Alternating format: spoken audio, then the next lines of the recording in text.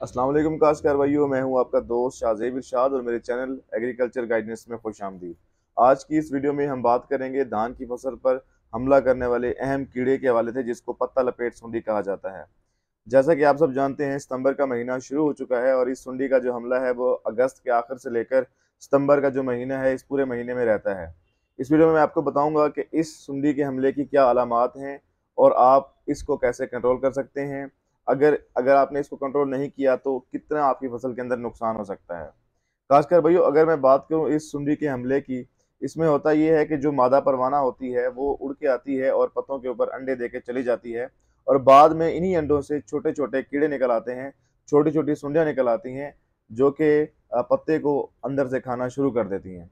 पत्ते को ये कुतरने के साथ साथ, खाने के साथ साथ वो अपने इर्द गिर्द उसको मोड़ना भी शुरू कर देती हैं। इसी वजह से इसको पत्ता मरोड़ या पत्ता लपेट सुंडी कहते हैं, क्योंकि ये सुंडी पत्ते को अपने गिर्द लपेट देती है, जिसके नतीजे में पत्ते के अंदर अगर ये फीडिंग एक्टिविटी करती है, मतलब पत्ते को अंदर से खाती रहती है, तो पत्ते के ऊपर सफ़ेद सफ़ेद लाइनें बन जाती हैं, जिस जो कि धान की फसल में जो बैक्टीरियल ब्लाइट या जरासीमी झुलसाओं की जो बीमारी होती है उससे काफ़ी मुमासत रखती है। बहुत सारे काश्तकार इन दो चीज़ों को आपस में मिक्स कर जाते हैं, क्योंकि धान पर जो जरासीमी झुलसाओं का मसला आता है और जो ये पत्ता लपेट सुंडी है, इनका जो डैमेज है वो काफ़ी तौर पर देखने में एक जैसा मालूम होता है। लेकिन जो जहाँ पर सुंडी का मसला होगा या जहाँ पर सुंडी का हमला होगा, तो वहाँ पर आपको पत्ते के ऊपर उस सुंडी का जो वेस्ट है या जो फजूल मवाद है वो नज़र आता है। तो इस तरह आप इन दोनों में डिफ्रेंशिएट कर सकते हैं कि अगर आपके खेत में पत्तों के ऊपर सफ़ेद लाइनें हैं और उसके ऊपर गंध मौजूद है, तो आप कह सकते हैं कि ये पत्ता लपेट सुंडी का भी हमला हो सकता है।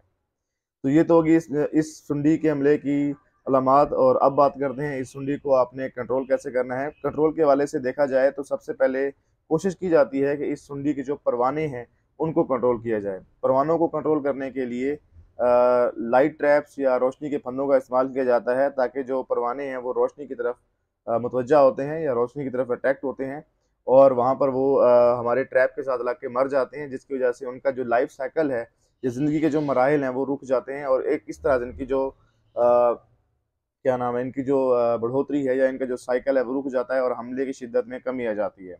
अगर तो ये सुंडी आपके खेत में पहुंच चुकी है और पत्तों में लपेट पत्ते जो हैं वो लिपटना शुरू हो चुके हैं, तो उसका कंट्रोल आपने क्या करना है। मार्केट में मुख्तलिफ केमिकल इस्तेमाल किए जाते हैं।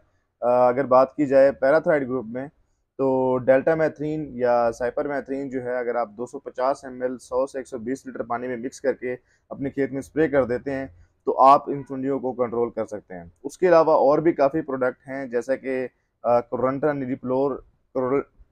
निलिप्रोल या CTPR जिसे कहा जाता है, उसके भी इस्तेमाल से तने की सुंडियों के साथ साथ जो ये सुंडी है इसको भी कंट्रोल किया जा सकता है।